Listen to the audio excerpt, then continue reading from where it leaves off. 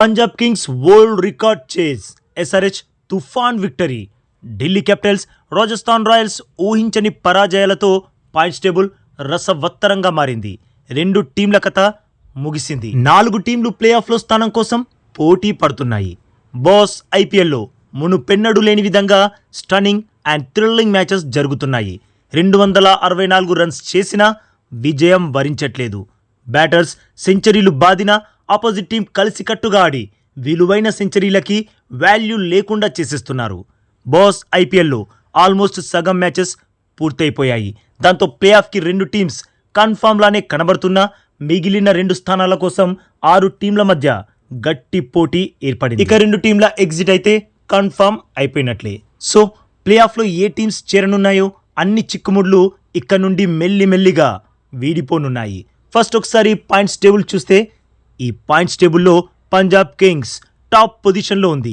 ఈ టీంని ఓడించడం కష్టం కాదు, అసాధ్యంలా మారిపోయింది.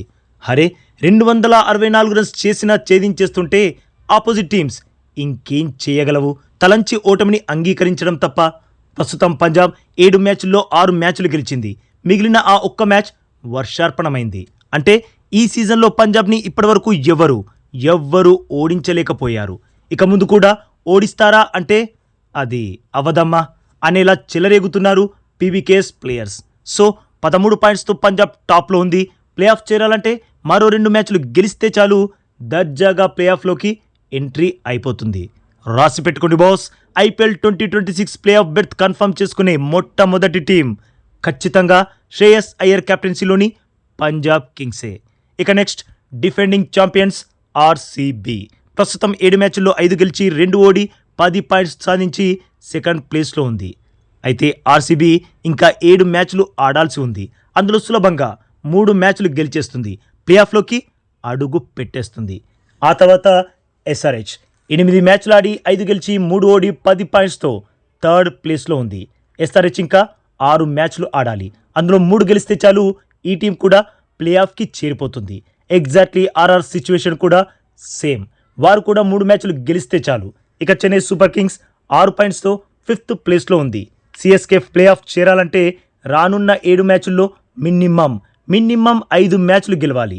ఇది కొంచెం కష్టమే. అలాగే డీసీజీటీ టీమ్స్ కూడా ప్లే ఆఫ్ చేరాలనుకుంటే ఇక్కడ నుండి గెలుపు బాట పట్టాల్సిందే. ఆ తర్వాత ఎంఐ ఎల్ఎస్జీ టీంలు ప్లే ఆఫ్ ఆశలు పెట్టుకోవాలంటే ఇక్కడ నుండి ప్రతి మ్యాచ్ గెలిచి తీరాలి. ఒక్క మ్యాచ్ ఓడినా అక్కడే ఫినిష్, రేస్ నుండి వైదొలిగినట్లే. ఇక ఫైనల్గా కేకేఆర్ అఫీషియల్గా కాదు కానీ ఐపీఎల్ 2026 సీజన్ నుండి ఫస్ట్ ఎగ్జిట్ అవుతున్న టీం కోల్కతా నైట్ రైడర్సే. వీరి ప్లే ఆఫ్ ఆశలు పూర్తిగా మూసుకుపోయాయి.